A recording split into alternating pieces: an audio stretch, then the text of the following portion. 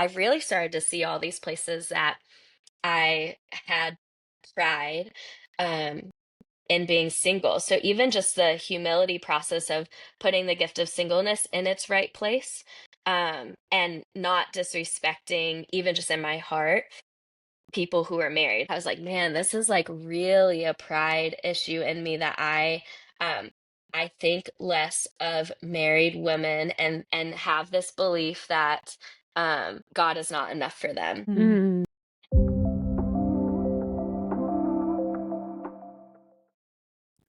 Hello and welcome to the Christians Who Date podcast. I'm Andrea. I'm here with Callie and Lauren, and our friend Kate is joining us today. Woo! Callie, Hey do you everyone. want to?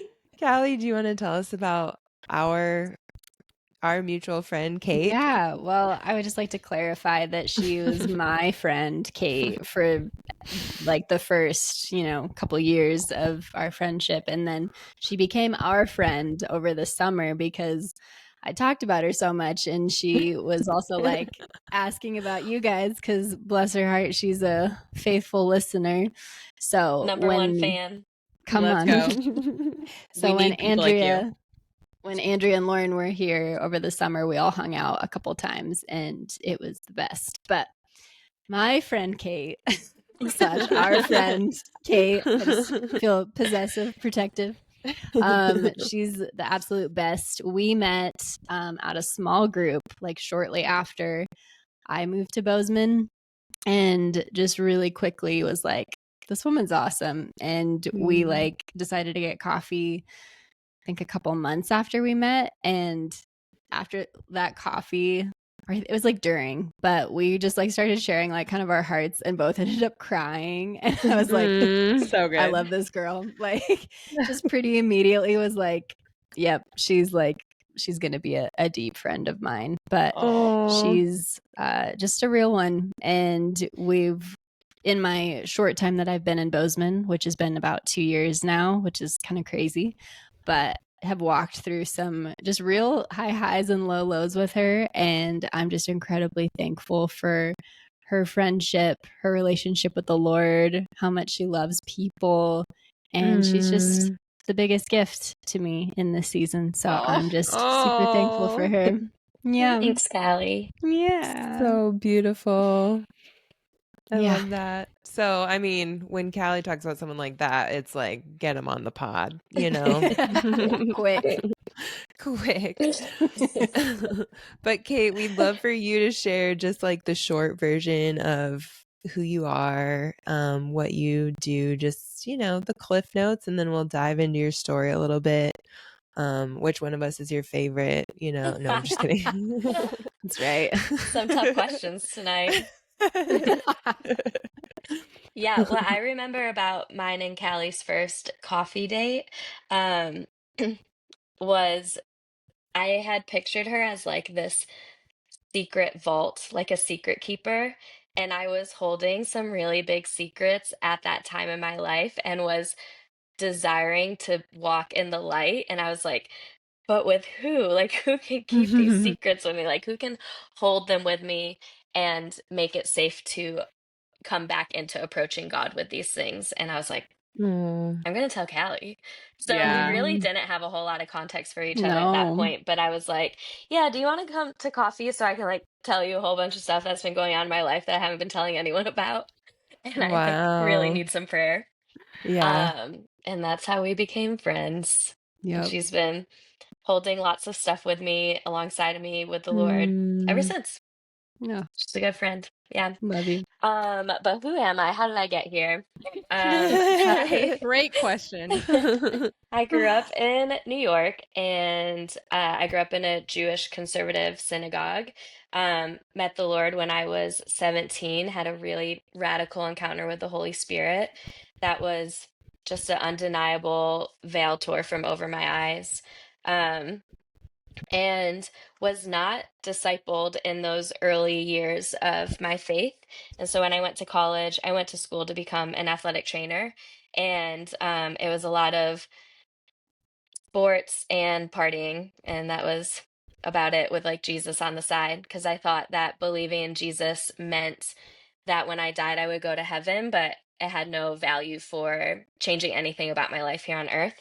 I Hmm. was an athletic trainer for a while, and then I went on my very first mission trip when I was 24, turning 25 years old, and it was a year-long trip, so it wasn't a short thing, and the Lord had plenty of time to disciple and transform and enlighten me in a lot of ways that radically changed my life and Hmm. my relationship with him, my enjoyment of him.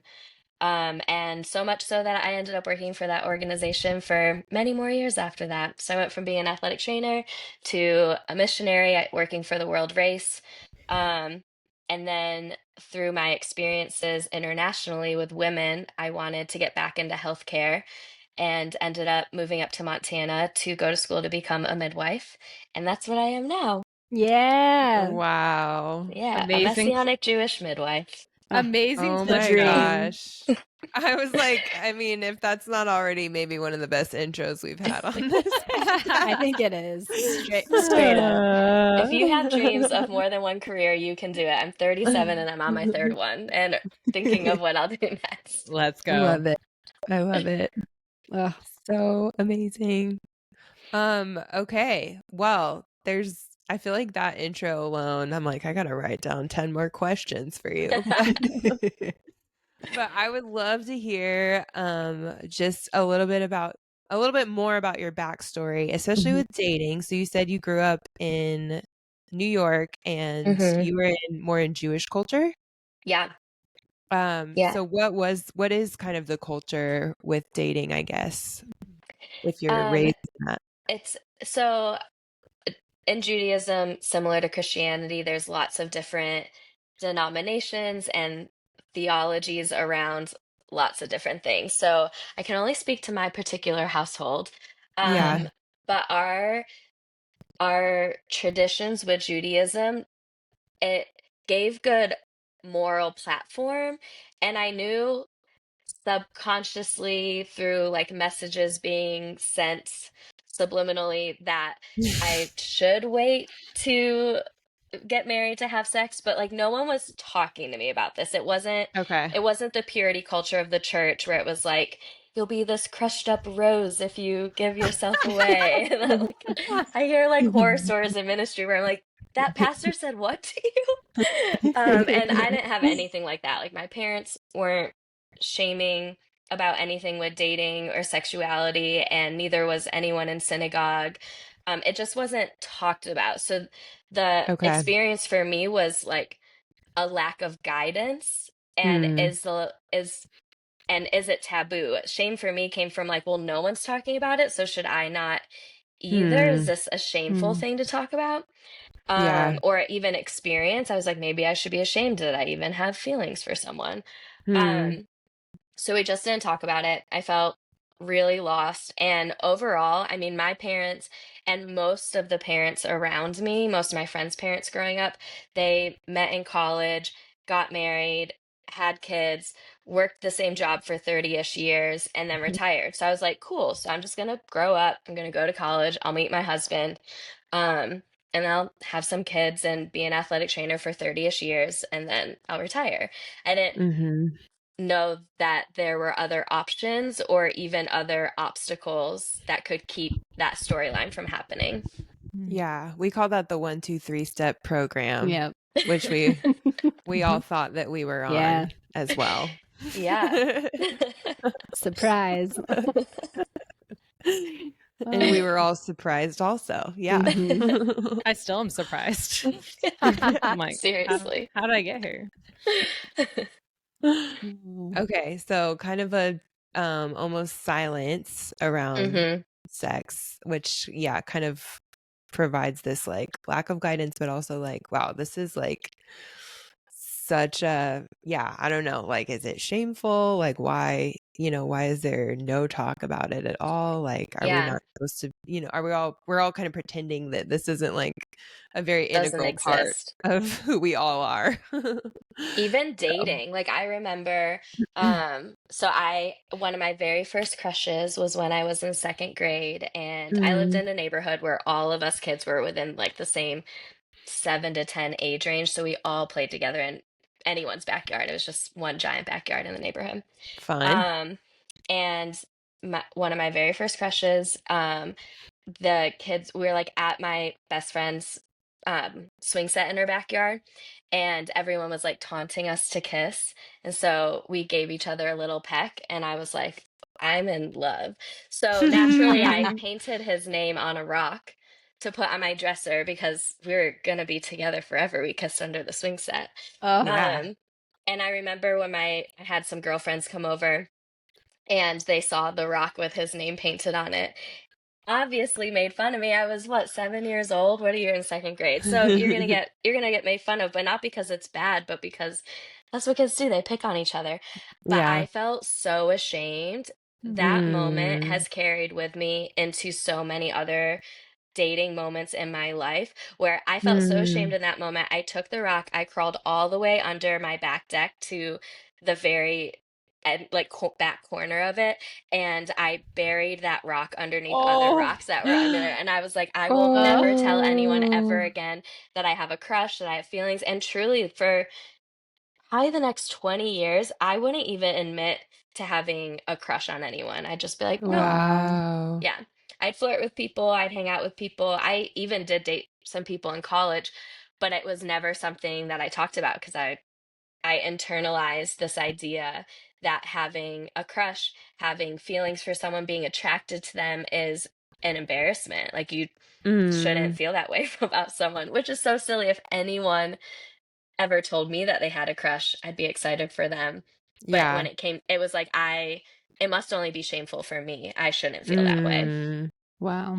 Yeah, which makes sense if it's like you have this lack of guidance or anyone even talking about it. So all you have to pull from really is this one experience. Yeah. So it becomes this huge thing in your mind because you don't have anyone else talking about it and giving you different information to kind of offset what you started believing in that moment. So Yep.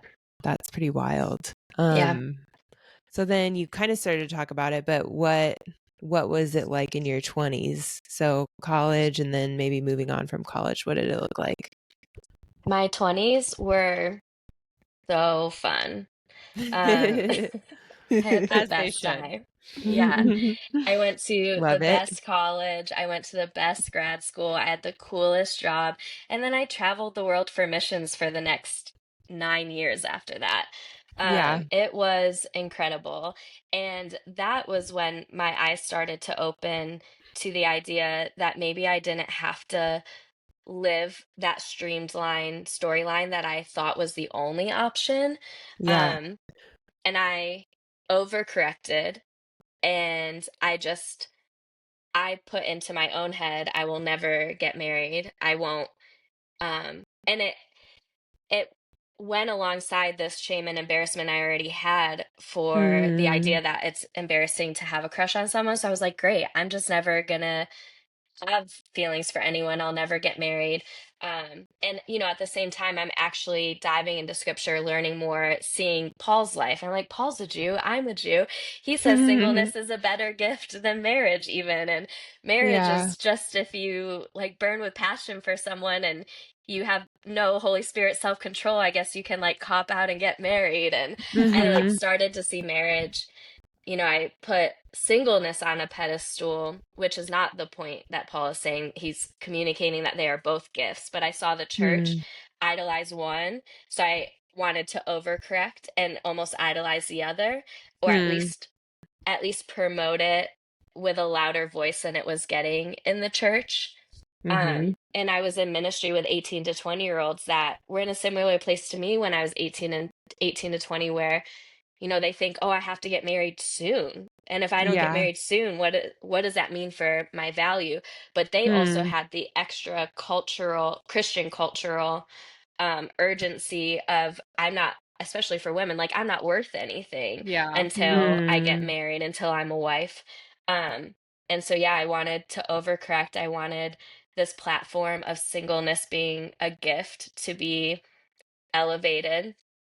And so my 20s was a gift of singleness where I just thought this is the coolest way you could live your life. Just absolutely free, obeying God. I mean, for anyone who's worked in ministry, you know it, you have 1,000 jobs that aren't your job and you get paid $2.50 an hour to do it. Um, Sounds and so I was in accurate. that position, but it was like, oh, we need someone to go to Ecuador next week and we don't have anyone that can go. Kate, can you go? I'm like, yeah, because I'm single and I have no one that I have to check with. And God is going to go with me and bless me there. And I really just, I thrived in that space. But I also wasn't completely honest with myself and my desires in that time either. Mm. So coming into honesty with myself and with the Lord once I was 30, that's when things kind of shifted for me, Hmm. was really humbling.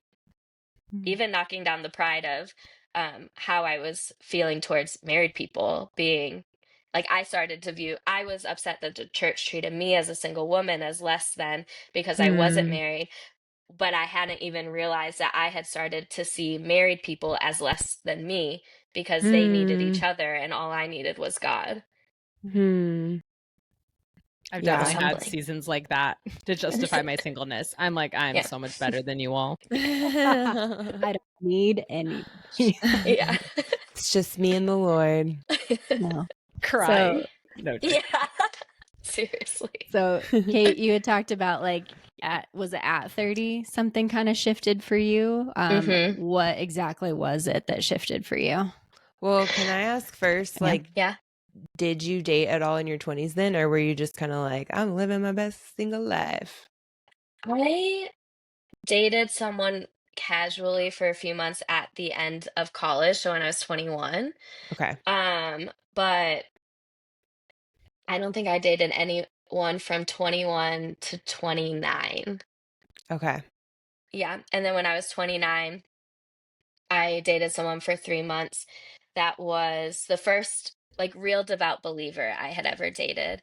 And I had Hmm. dated him more out of I almost felt like I had to give him a chance because he was also a Messianic Jew. I was like, how often does that happen? I'm Hmm. Mhm. sure you all don't think about that very often, but I think about that a lot. I was like, I've never met another Messianic Jew. I should probably date him. Um, and I felt like, okay, well, I am approaching 30, so maybe I should be open to dating. It felt Hmm. like a lot of I should versus I want to. And over the Hmm. course of that 3 months, I never shifted from that place. I never shifted into a place of actually wanting to date him. And he was really growing in his feelings and wanting to move forward. And so Hmm. I had cut it off because, yeah, I don't think you should feel like you have to date someone. There Right. should be a desire for who you're dating. And yeah, Yeah. so I really didn't date much at all in my 20s. I did have many crushes that I can admit to now, but I would have never told you that at the time. Yeah. She had them Yeah. buried under the porch. Yep, they were all Yeah. buried under rocks inside of my heart and my childhood home back Oh. porch. Oh, man. Yeah. So, yeah, talking about 30, what happened for you? What changed? Yeah. I was in a my church at the time, the small groups revolved around the sermon from the week. So whoever your small group leader was would ask questions based on the sermon from the week. And the Mhm. sermon from the week had been on Matthew 7, 7 through 10, where ask, seek, knock, and the door will be open to you.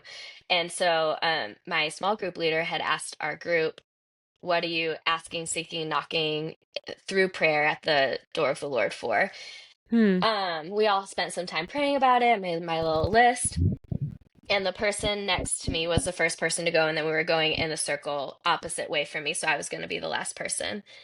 Every single person in the room, it was a singles community group, and every single person in the room had marriage on their list of prayers, and I did not have it on my list. And every time someone spoke, and had that on their list, I felt a prompting in my like Holy Spirit gut, heart, however you feel like God speaks to you. Um, and I felt like God was asking me, like, why isn't it on your list? And every person who had it on their list, that sense inside of me became louder and louder until I Hmm. started, subconsciously inside of myself, prayerfully back, started saying, I'm not sure why it's not on my list. But when I sense that God is asking me a question, it reminds me of the garden when he asks Adam, um, why are you hiding? God already Hmm. knows. So it's not for God's sake that he's asking Adam this question. It's for Adam's sake to come out of hiding. So I'm like, okay, Hmm. something's hidden in me that God is wanting to expose, and I don't know what it is.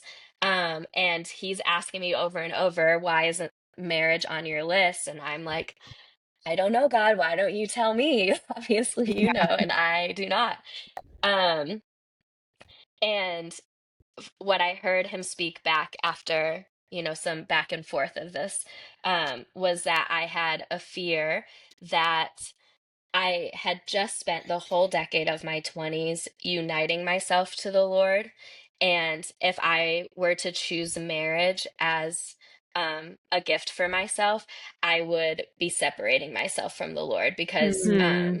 I was interpreting scripture at that time. I forget where it says it, but where it talks about like having a divided heart when you get married, your heart becomes divided from the Lord because you have this other person to serve and to do life with. And it's not a separation of oneness with God, but there is another person involved in your relationship with God. And especially for women, we're submitting to our husbands as they submit to Christ. And um, that's a whole other thing. But I do think women in general, I think it's riskier for us to get married. I think we need to be more conscientious of who we choose as partners because there is a submission aspect there that um, better choose good ones. You better choose someone that you know is submitting to the Lord. Yeah. Yeah. Totally. So yeah, that's a whole other topic. But that's what happened in that moment where I was like, okay, the Lord is showing me that I actually do have a desire for marriage, but I Hmm. have fear and pride that is keeping me from being honest about that desire. Hmm. And that really challenged me and shifted things for me. Yeah. Oh my gosh, that's so good. I feel like we could do a whole podcast just on that. Also, that's I can't imagine being at that singles group and you're like, oh, I'm the only one that doesn't have this on my list. Lame, you guys Oh, all want to get married? Yeah, you're like, I was I'm gonna say way I would better have than felt you a all. little bit of pride, like, yeah, yeah. I don't even want it. Okay, like you I guys are don't all need it. weak. I'm praying for intimacy with the Lord, like more intimacy with God. Yeah. Just more of you, Lord. Yeah, Sorry. you're like, because I'm more spiritual, God. That's why. That's why. Oh, Yeah. No, that's so good though. I've had similar moments with the Lord where I'm like, it's fine, God, I'll be celibate, I'll be single, like it's fine. And he's like, I didn't ask you to do that. Yeah. And I'm like, wait, what? hold up. um okay, well we might circle back to that because Okay. there's a lot there, and I feel like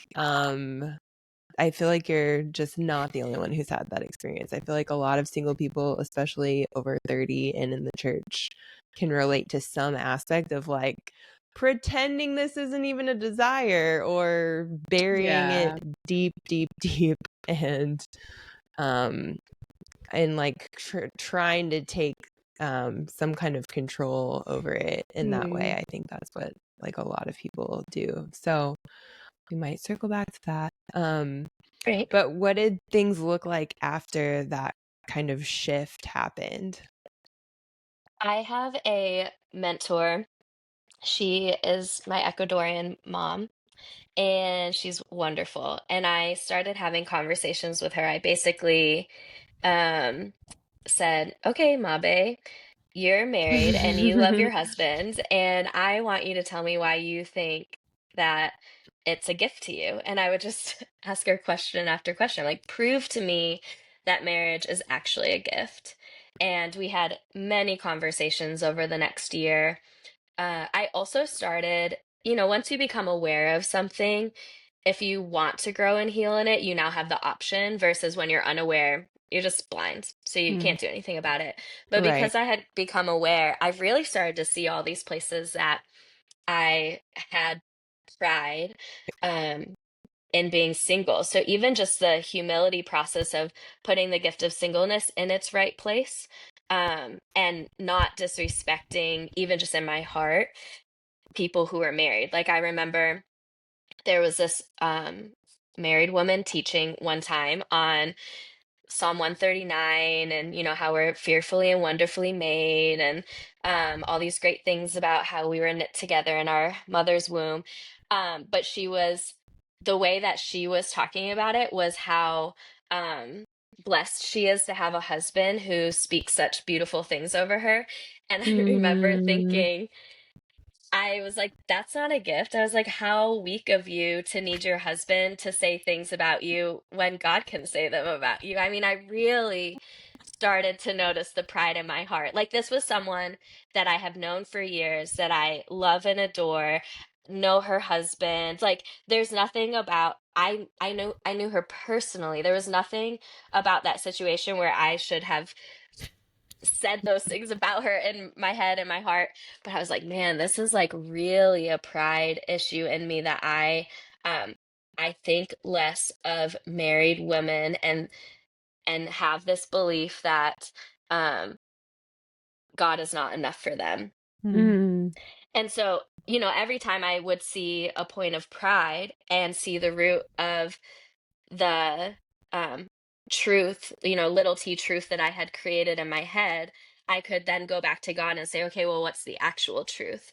And I think that process, along with talking with my mentor, um, really helped me flesh out the little t truths that I had created about both singleness mm, and marriage. mm, And it helped me be more honest with myself and less ashamed that I had a desire for a gift that God also calls good. And I mm, started to be able to live more honestly, but also it didn't take away from the gift that singleness still was. And I think I had some fears in that as well, of like, mm, if I admit to desiring marriage, then I'm not going to live out the gift of being single as well. Mm. And mm, I think it's more important for me to live out the gift of singleness well, because there's not that many people in the church doing it well. Right. So mm. I was really afraid if I admitted to desiring marriage, I would fail to do the gift that I was in well, and fail the church, fail the people that I had influence with, by not doing it well. Yeah. Wow. Yeah. So good. I just love how Heavy real. load. No, I love You're how gonna No. fail real the it whole is, church. though. So good. And Kate speaks so well. So I'm always She just really like, does. Yeah, and you know your heart and you know how to yeah. articulate it so well, which is Yep. like so Yeah. beautiful. But Also, Thanks. it's very real. Oh, go ahead, Dre. I was just gonna say that moment with your mentor where you're like, wow, that's like so weak. I'm like, I have that same pride. I have definitely dealt with that same attitude of like, yeah, I'm stronger because I'm doing stuff by myself and Hmm. I'm self-sufficient and I don't need a man to blah blah blah blah blah. So yeah, thank you for just being honest about it, because Yep. you're not the only one who's carrying that or has carried it around, I guess would be Yeah. a better way to say it. But what were you gonna say, Lauren? I was going to say the same thing. It's so relatable because I Yes. think for so many years, that's how I justified my singleness, was to like look down upon married women and look Yeah. down upon married people. Cause I think that helped me kind of be like, oh, it's okay that I'm single. God's actually called me to singleness this time, because if not, I wouldn't be doing all this great work for him. And it's like, Hmm. to almost like ease the pain, I had to use pride to be able to look down and be like, well, I wouldn't be able to do all these great things for God as a single woman, like these Mm-hmm. married women who are stuck with their kids, like almost like trying to degrade married women so I could feel better about my position, instead of being like, every season is a gift. And now I Yeah. feel like I really admire moms and wives, and I'm like, dude, you're killing it. Like, you guys are Yeah. you birth babies, like you're at They're home laying with down their life screaming daily. kids. Yeah. Yeah, like I feel like I admire women in a way that I didn't early on, because I had to I almost had to justify like why those deep desires as like, oh, God wants me to be this way. Yeah. So I Hmm. love that Yeah. you mentioned those things. I was like, oh, I totally dealt with that. Yeah. Yeah.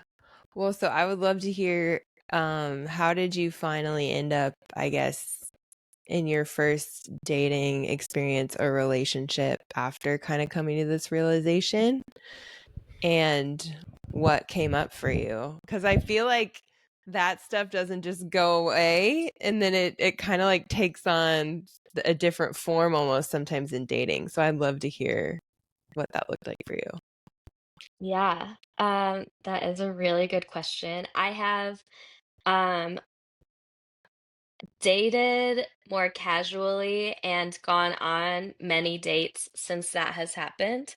Okay. But I would say the relationship that I'm in now is the first one since all that has happened where there's actually um enough biblical foundation and overall life values and hobbies that align, that we're like there's actually potential for future. Everyone else Yeah. that I've dated up to this point was um not a complete waste of time. You learn things about yourself and what you want from everyone, but definitely I was dating people that there wasn't going to be any kind of future with. Okay. Um so I can say for this relationship some things that have come up.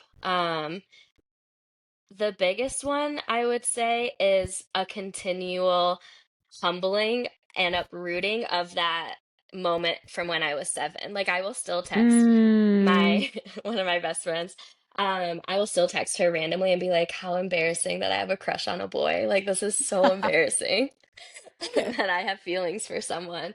Um, yeah, it was I did not realize how deep it was inside of me. Hmm. Um, and I think when maybe this isn't completely true, but I th- I think it's at least true for me. When you struggle to be honest with yourself about one thing, you can really choose to not be honest with yourself about a lot of other things. Yeah. And so Hmm. I'm realizing that, like, the person I'm dating is someone who's very safe and very kind and has always responded with a lot of compassion when I have been vulnerable.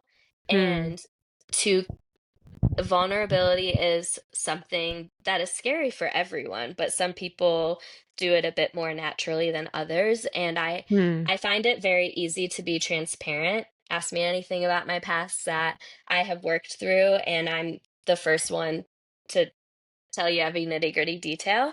Hmm. And so people perceive that I am very vulnerable, but I'm actually hiding a lot of what is real for me right now that I'm wrestling with. And Hmm. so that has also been something huge that I've just had not even worked through with him, but just had to choose over and over again. Like, I do actually see a future with you. And if I'm gonna attempt to be fully known here, I'm Hmm. gonna have to be vulnerable. Yeah, I have a big fear of being a killjoy. Um, I just want to have a lot of fun all the time, and I want other people to have a lot of fun.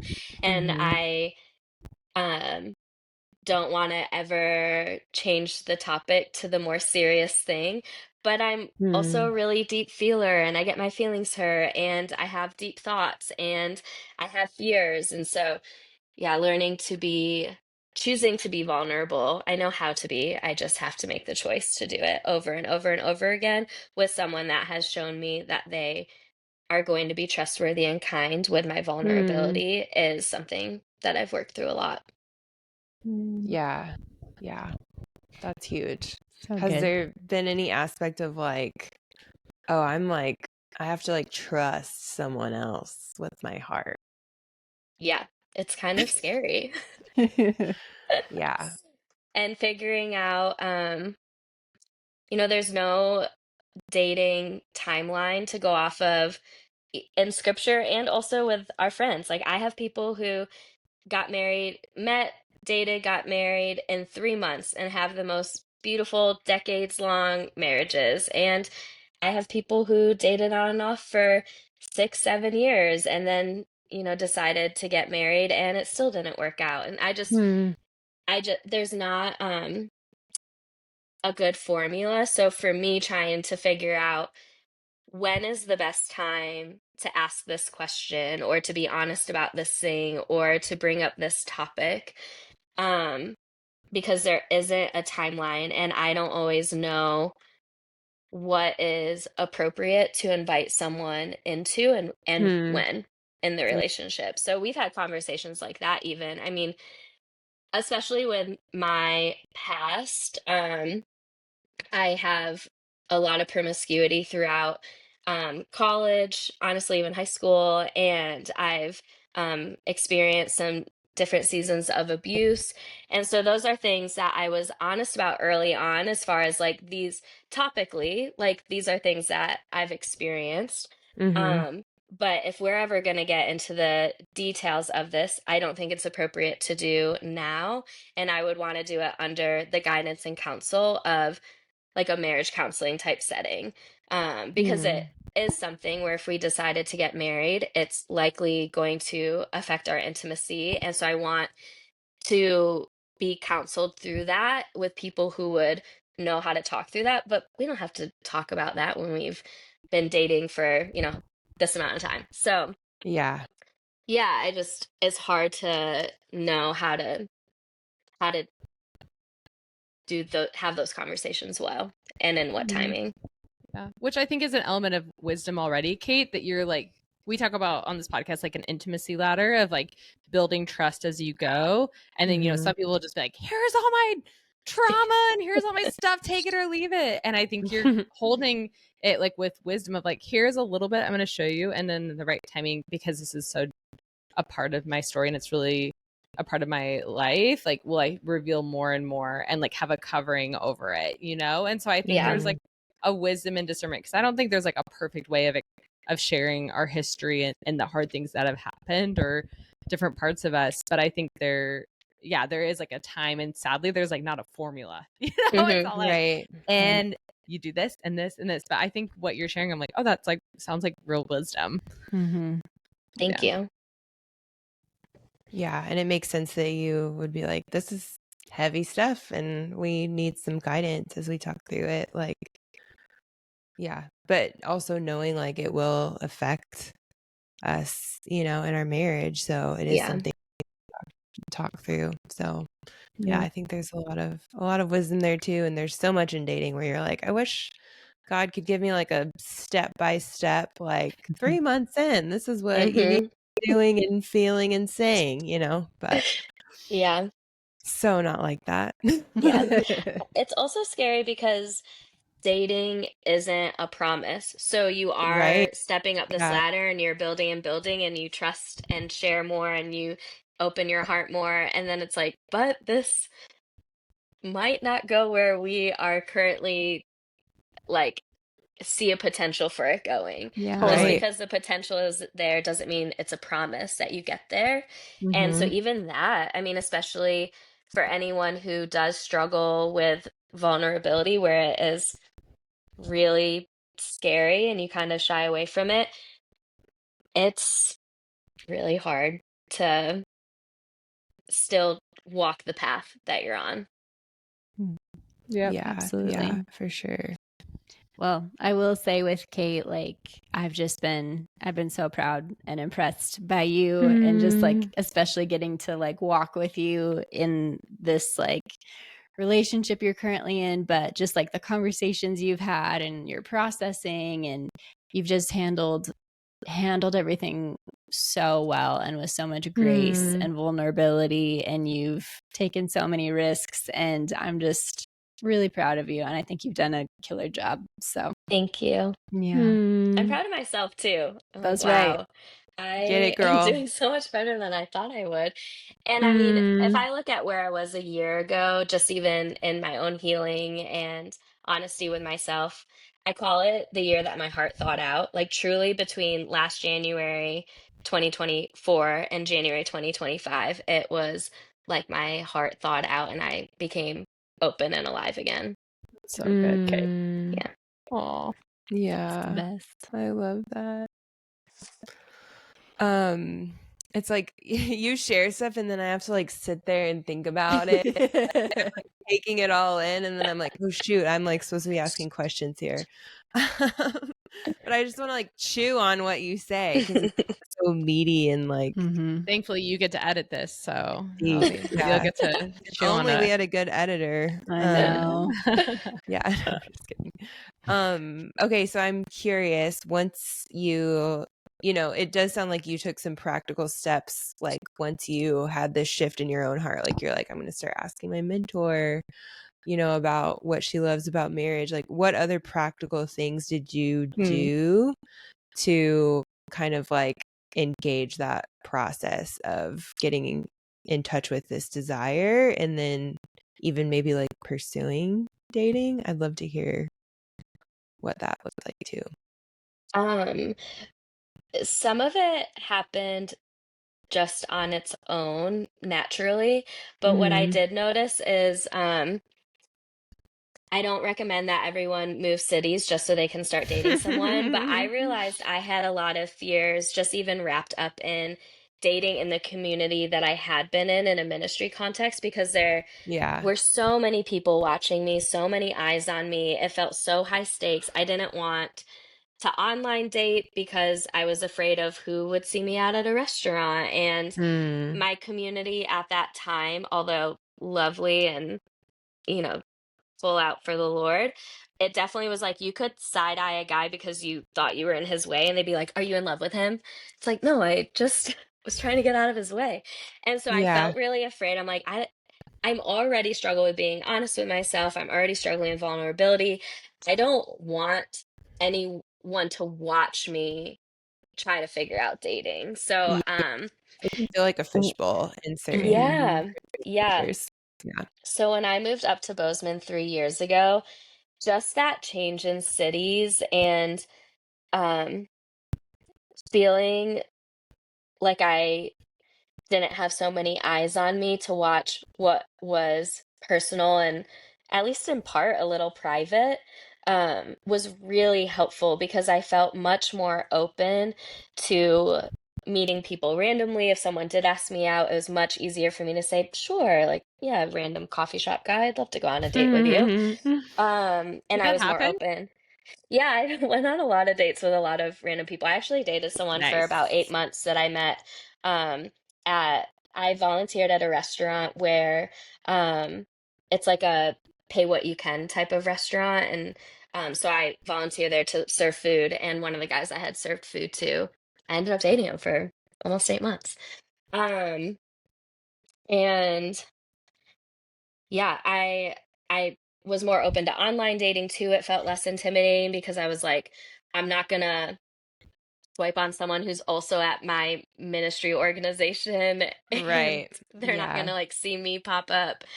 Um, it just felt a lot less intimidating, a lot less scary, a lot less vulnerable to do that.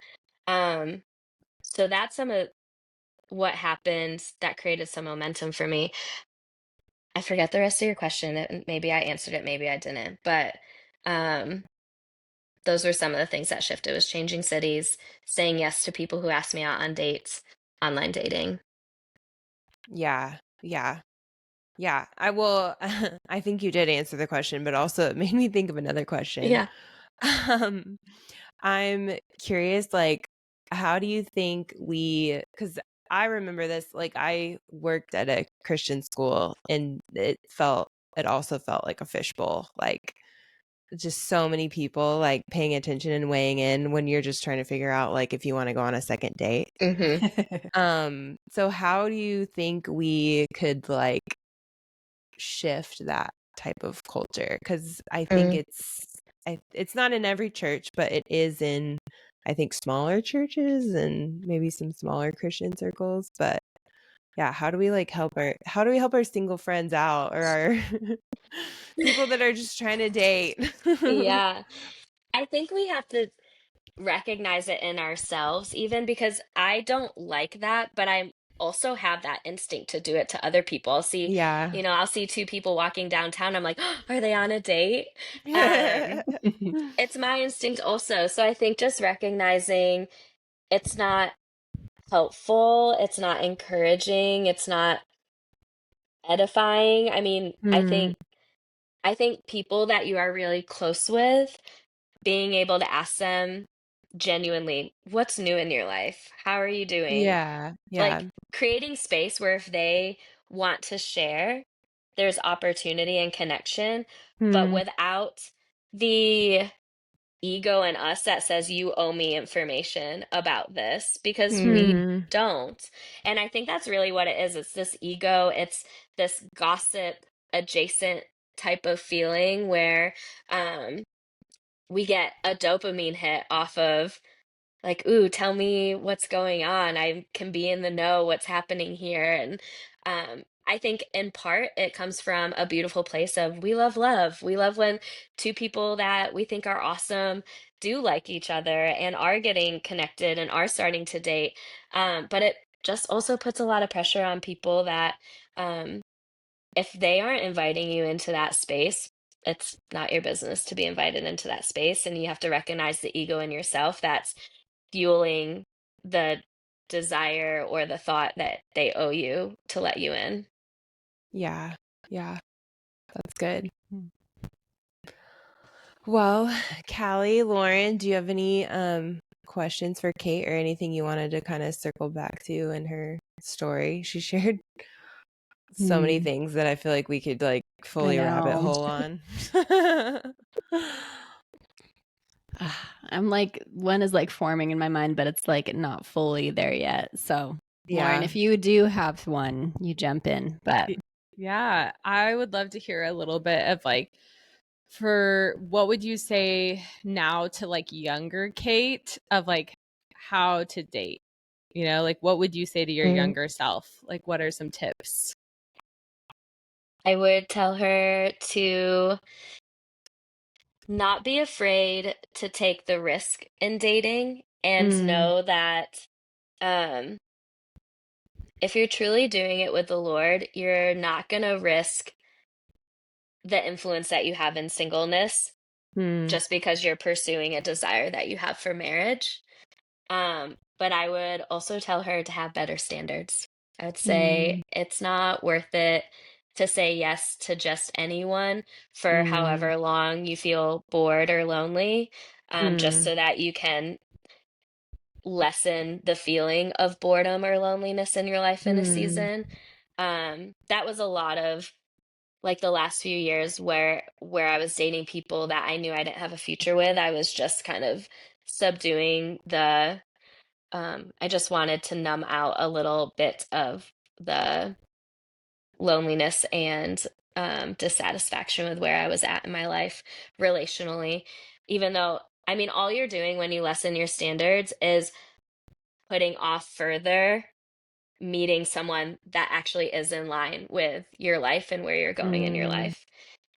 It did not help me at all. It created hurt in my life and grief over people that I hurt because they thought they were dating someone that was open to a future with them and I was not. mm, So I also have a lot of grief over the people I hurt because it's just selfishness. mm, Um, and there's nothing wrong with having standards and waiting for someone who is in line with your non-negotiables to come along. So yeah, I would tell her to not change her non-negotiables. Like just they're there for a Yeah, reason. that's yeah. so mm, good because I think especially in our 30s, I definitely question. I was like, did I have too high of standards? And I had one Mm, serious relationship where I really lowered those standards and there's so much grief over it. And Yeah. then I mm. like up the standards way after that. Like I was like, if you don't cross these there, we're over. I got like really intense. But I think it's like it's sadly we kind of almost have to sometimes I hope people don't have to, but go like keeping your standards. I think that's so important. And I think I see a lot of people sadly like hold standards for so long, they get tired of waiting, and then they Yeah. just throw their standards out the door because they're just like, well, no one will ever hit these standards, so why even try? I already tried, it Yep. didn't work. And Yeah. I think that you're right. I think the grief that can come from that, or the time wasted, is, I mean, Mm-hmm. God can redeem it all. God's so good. Totally. He's so good. Like, he can Yeah. redeem anything that we do. Yeah. But I think that's like some total, we're like, please, people, like, save Mm-hmm. yourself the heartbreak if you can. That's so Yeah. good, Kate. Yeah. It's not worth the heartbreak on both ends, both what you cause and what you experience from it. Yeah. Yeah. Yeah. You're right. Because you're really just like pushing back this like tidal wave that's eventually going to hit you. Yeah. Like, Okay, yeah. my question formed. Mm-hmm. Because you talked about being single and then like kind of being open to relationships and like your dialogue with the Lord during that time. What has it been like in being, whether it's this relationship or other relationships prior, but what do you feel like the Lord has said to you about being in relationships, or like what are some takeaways about being in relationships that you've had? Hmm. I think just like having close friendships, the gift of a relationship is the opportunity to be known, to be supported, to be valued. Like when we're in close community, sorry, I'm getting emotional because it just is like such a gift.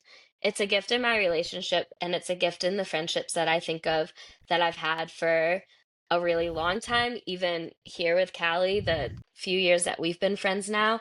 I mean, as much as I am afraid of vulnerability, the gift of being known and the additional gifts that can come out of being known are so gospel centric. Like, how are we meant to live Hmm. out an Acts 2:42 type of life where, we are the church and every need is being expressed and met? Like, how can you really experience the fullness of fellowship that God desires for us to have, and expression of the church that he desires us to have, if we're just living so isolated from relationship, expecting that Hmm. we Yeah. can do it all on our own?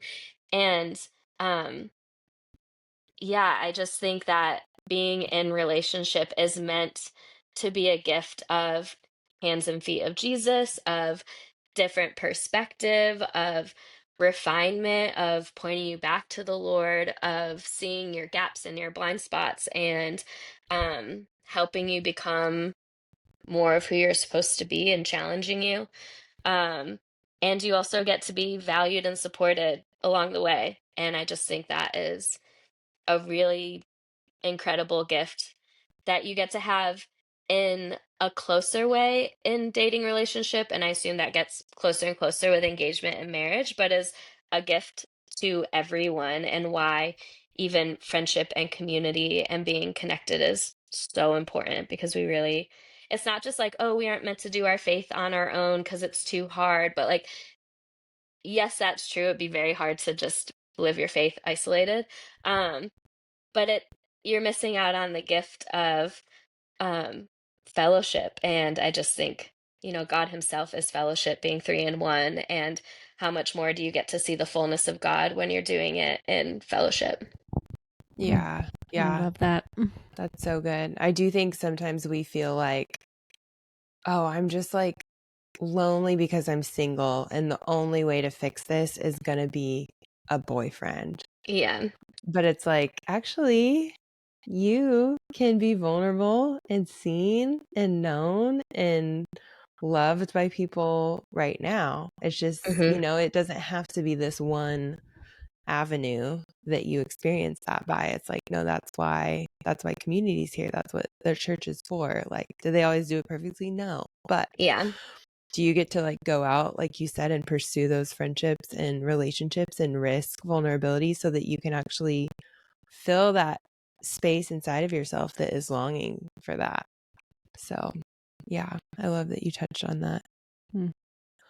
Well, I have a more fun question. So if there's any more like deep questions, no, Go for the fun. no. Okay. Just, I'm curious, when you do get married, what like, do you have any like Jewish traditions you want to have at your wedding? Oh, this is a fun question. That is such a fun question. It's also funny because my boyfriend and I were just talking yesterday about wedding stuff, and not like we're not planning our wedding. We have an emotional boundary. I think this is a good one for all people who are Yeah, dating. tell us. Free tip, If free we tip. Yes, free tip. If we talk about anything future related, we say if, not when, so that there's a way to talk about things that are futuristic and get an idea of what we think and feel and value about those things without communicating some kind of promise that we're in a place that we're not actually in yet. Really good. So you're talking about if we get married. I have mentioned in the past that I think it would be great to elope. And Yes. I don't think him or his family would ever be okay with that. um, and yeah, our conversation yesterday was really me realizing, not even realizing, I've known this for a long time, but a lot of the reason I want to elope is a cop out because I don't want my family as the bride, they would pay for my wedding, and I'm the only believer in my family. So I'm not going to leave Christ out of my wedding ceremony, but I also am not going to dishonor my family who's going to pay for my wedding by amplifying the gospel in a way that they have very clearly communicated they do not want to hear. So Whew, that's a back to tricky the fun part of the space. question. I know you said fun question, and now I'm like making it all heavy. No, But I'm the glad fun you part of brought the it up question. because It's somebody real. out there probably needed to hear it. Yeah, it's Yeah. real. So yeah, I've just had a lot of fear on it. I'm like, how do I get out of this tension? I'll elope. I won't even deal with it. And then I can have Christ in any way that I want to in that space because it'd just be me and him anyways. Yeah. But being challenged with that just yesterday. There are some things that if I have a full wedding ceremony, I definitely want to get married under a chuppah, which is like the canopy, and it's a talit, which is a prayer shawl. And so, like, my sister got married last year, and they used my dad's prayer shawl. So typically, that's like very common to use the father of the household's prayer shawl as the chuppah. So I would love to do that. Um, so part of the Jewish vows are I am my beloved's and he is mine. So So beautiful. saying that in Hebrew I think would be really sweet. Stomping on the glass at the end of the ceremony, the Yes. groom does that. I think I would love that.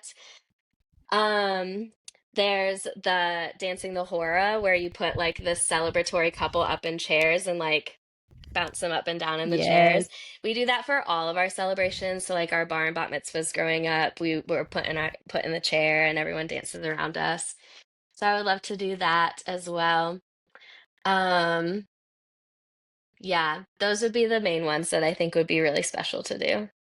Oh my gosh, I want to be invited. Okay. Andrea's like, please. She's I'm like, pick Callie will me. get a +3 on her invite Yes. for you and her boyfriend. Yeah. Thank you. Thank That's you what we so want. much. That's what we want. Yeah, she's like, I wanted this really intimate ceremony plus Anyone Lauren, I've ever Callie, met and can her come. boyfriend. Yeah. And I'm going to tell Callie's boyfriend, man, aren't you glad that she got +3? Because if she'd gotten Yeah. +1, it obviously would have been me. It wouldn't have been you. Oh my gosh, you're bad, Trey. You're bad. That's so good. Great question. That was fun. That was fun.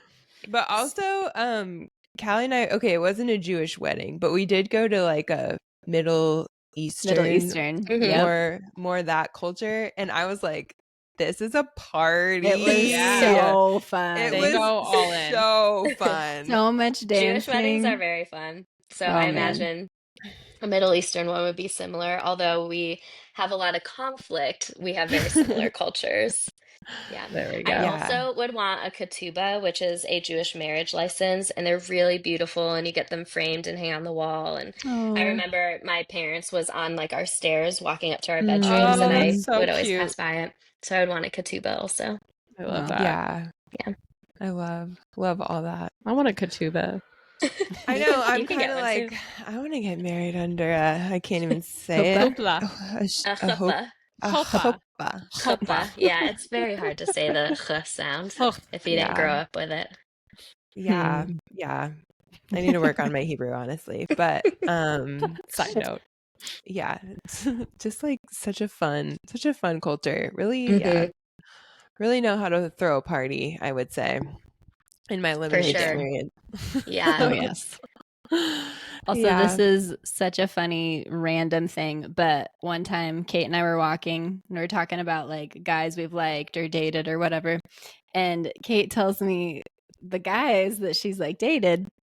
And at the end, I was like, Kate, I don't know if you realize this, but all of your ex-boyfriends have biblical names. That's And hilarious. It's even Get it, though true. Kate. Even the now he has a biblical current name. boyfriend, I was like, of course you're dating him. Like, That is really funny, actually. Yeah. Callie's like, Yeah. what book of the Bible are you dating? yeah, You This have a type. month. You she have a type. does. Yep. Didn't even It'd be realize that'd it. be funny if it was like every like only in the Torah, names in the Torah, or like Yeah, names in the minor Yeah. prophets. only Like the very Old A lot of specific. them Testament. were Old Testament, but a Yes. few Old were New Testament Testament names. ones too. I did have a lot of Old Okay. Testament ones though. Ew, New That's the Yeah. Testament. messianic part of you coming out. Yeah. That's so good. I love that. I love that. Oh, so good. Well, I guess do you guys have any other questions? No, but I was going to tell her that your stepdad is a messianic Jew, just Yeah. for I fun. think Kate knows that. I think We I Oh, have told her talked that. about that, yeah. Yeah. Which is okay. so I'll make sure awesome. he listens to it. He'll love you. Perfect. He'll be like, that girl, I need to talk to her. So with that, is there anything that you want to give like advice to people in their 30s who are wanting to date, who feel kind of, I just literally sat down with two friends yesterday at a lunch and they were just feeling so hopeless. They're like, I've tried Aw. everything. I've tried the dating apps. I've tried in-person dating. I've tried praying, fasting. Like they feel so hopeless. And I could see it on both of them. And they kind of feel like they've given up. Like one of them's like, I just deleted my dating app. What would you say to those people who are just like struggling out there right now? Man, I wish that I could take away the pain of waiting from all of us. I remember I had a friend, she was 29 and she was dating the guy that she's now married to. And there were a handful of us single girls. Um, all hanging out, and we were talking at the time of how hard it was to date and being single, and she put herself in the same boat as us, and I remember her saying, even though I'm dating someone, I don't know that I'm going to marry them, and I feel like I'm in the same boat as you guys, even though it looks like I'm not. And in that moment, I discredited it because I was like, but you're not in the same boat as us. Like, you get to hang out with this guy all the time and it's so fun. But I understand what she was saying now that I am dating someone. And I've also waited a really long time to date someone that was honestly worth my time. Um, and I mean, I said at the beginning, from 21 to 29, I didn't date anyone. And I was avoiding how I was avoiding the desire that I had inside of me. But in hindsight, it didn't make it any less real to what was going on in the depths of me. So Wow. yeah, I mean, the first thing I would say is I really wish that I could just take away the pain of longing and waiting. Um, there were so many times in my early 30s where I thought, um, I looked at God as mean almost, because I was Mm. like, I was suppressing this desire really well. I was doing great. And then I was honest with myself, and now I have nothing to show for it. Like, what did being honest and vulnerable with myself and with you, what did it even get me? Right. Except Mm. now I feel the pain of this longing that you have created within me. I let you put this into me. I let you open it up, like shine a light in there, and now it's just empty. Like, that feels really Mm. mean. um so yeah, I mean, I feel like I'm getting on a little bit of a tangent, but I there's not a way to take away the pain. And I think continuing to show up anyways is the most beautiful and brave thing that you can do. And I think knowing that the gift that you are living in today is the best gift that God has for you today is also really important. I have Mm. felt really afraid in this relationship, not with my boyfriend, but in myself with my girlfriends who are still single. I have felt a fear of like, oh my gosh, I'm betraying them. Like I'm betraying the people in my life who are still single. Mm. Um, and don't have that hope on the horizon of like maybe this could be someone I build a future with. And even though my fear has switched from like the hopelessness of no one on the horizon to the fear of like potential not actually getting to be lived out, Mm. I think just knowing that the gift that you are living in is the best one that you God could give you today, Mm. helps you live it better.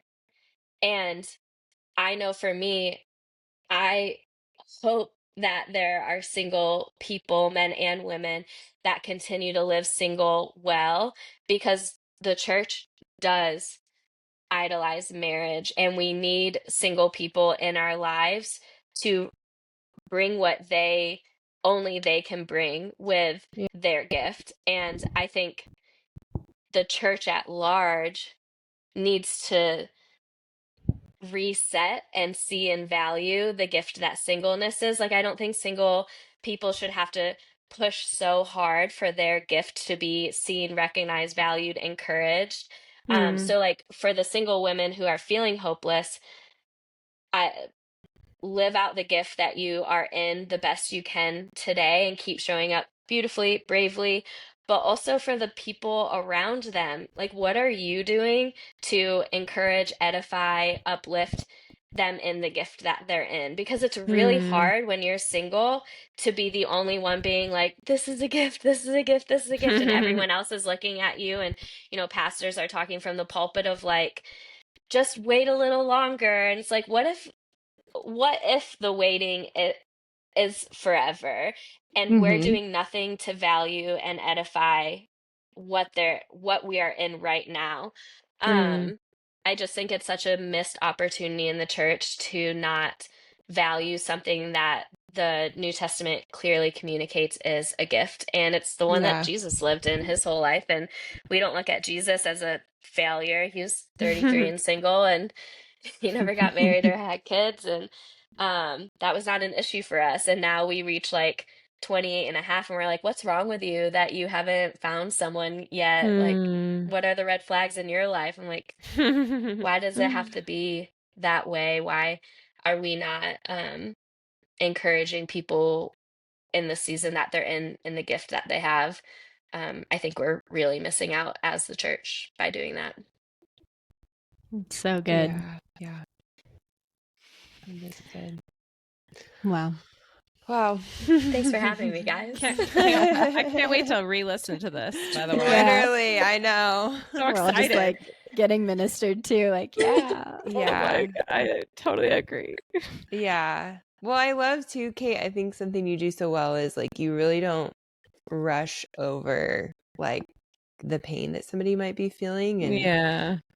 I do think that's something I mean it's something I'm learning as a single person. Like I'm like I want to be able to sit with my married friends in their pain, like even if I can't Yeah. directly relate to it. Like, I've had friends that have had miscarriages or whatever, and I'm like, I don't have to have gone through that exact thing to be able to sit with them in it. And I do like, I think if you're a married person out there, like, are you able to sit with your single friends when Mhm. they're feeling the pain and the heaviness of it, and not like try to rush them over to hope, but to just be there and be like, I wish I could take away the pain, like kind of like you said. So I think that's beautiful, like that you're not trying to bring people to some, like level of like, well, just have faith and pray and it'll work Yeah. out. Like I mean, the reality is that unfulfilled longing is painful, Yeah. and there are times where that pain makes you feel hopeless, Yeah. which is a part of why, if our hope is not in Christ and the fullness of life to come, it doesn't matter what time of life you're in.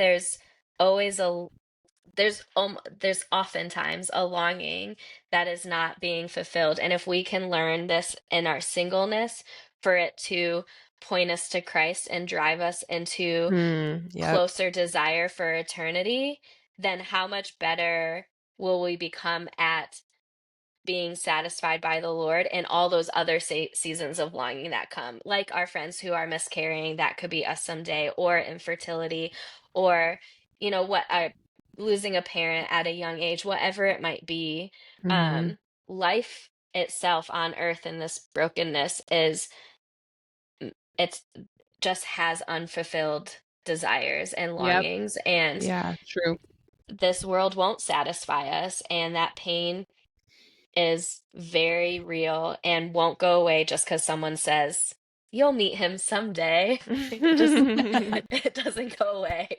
Yeah. Um, but what are you doing with that pain? Are you letting it drive you towards the Lord, and hope of the things that are unseen and hope for our eternal life, or are you letting it drive you away from the Lord, like I did at times when I was like, God, this is mean. I know that you aren't mean, but the lens that I'm seeing you through right now is one where you're withholding from me. Like, you tricked me. Mm. I loved being single, and now I do not love being single.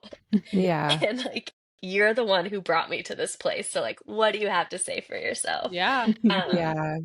Yeah. So do better than I did in that season of longings that are just painful. Yeah. Yeah. And I think too, he doesn't always bring us to a resolution in the moment. He doesn't Yeah. always bring to, like, I remember just being so honest, pouring out my heart before the Lord and being like, this hurts so bad right now that I'm single. And I just remember like feeling him be like he didn't tell me anything, like no answers about why, like no, like, you know, prophetic visions of me walking down the aisle, like nothing like that. All I felt was, I will sit with you in the grief. Like Hmm. that's all I felt from him. And it was like, I'm like, this is weirdly helpful. Yeah. Even though I would have loved some answers, like I will admit that this is helpful. Like just your presence and feeling that like you're not a God that is too high and lofty that you won't sit with me in my grief. Like Hmm. you're the kind that will come down and sit and take part, and that you know what it's like to suffer. So anyway, I just tacked on an extra 10 minutes to this podcast, but Worth it. It was so good. Preach. Yeah. Well, Kate, pleasure to have you on. Thank It's you been guys so much for having great. me. And Yeah. also Big fan of the podcast. thanks for letting us record at your house too You're when welcome. fun Yeah. fun fact, when they were visiting, we were recording at Kate's house because my house the Wi-Fi decided to not work, so we Yeah. Okay. pivoted to Kate's house. And here we are Yeah. again. We're Here back we at are Kate's again. house. Can't get enough. Yeah. So, Yeah. oh, so good. So good. We so appreciate you for taking Yeah. the time, and yeah, thanks so much for being one of our number one spread the word Yes. An ambassador listeners of the of the, pod. yeah, that's the word. That's The the word I'm looking for. the amount of times Kate and I've been hanging out and somehow she brings up our podcast and says, well, Callie has a podcast. And it like But it's also very natural. It's not like it comes out of nowhere, but Yeah, it's it's so just funny. the perfect open door happens every time I'm with people. I'm like, you should listen to this podcast, you guys. Yeah. Yeah. So, We'll just know when oh we my start God. having merch, we'll think of you first. That's Yeah, right. we Thank you. will. We'll send her like a box of all of our merch. I can't wait. Socks. A free box. Yeah. Christians who date. Yes. Yeah. Oh my gosh. Well, yeah. Thanks again. Thanks to everyone who is listening, and we will see you next time. Bye. Bye.